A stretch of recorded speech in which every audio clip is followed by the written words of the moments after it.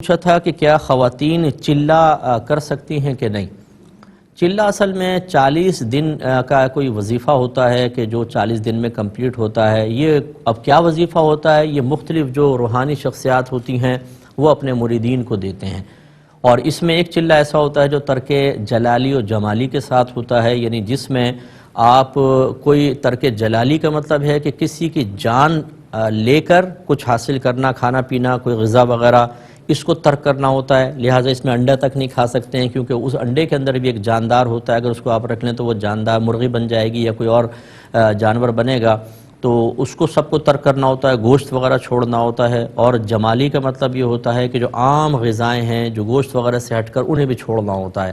40 دن تک صرف۔ اور پانی بھی ایسا پینا ہوتا ہے جو کسی کی ملکیت کا نہ ہو، نہر سے بھرا ہوا پانی، اور وہ بھی کوئی نمازی پرہیزگار متقی لا کر دے۔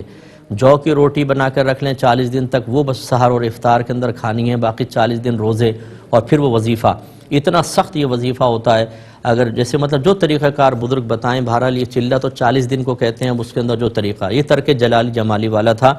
تو یہ بالکل عورتیں کر تو سکتی ہیں، لیکن کسی کوئی ماہر شخص ہو،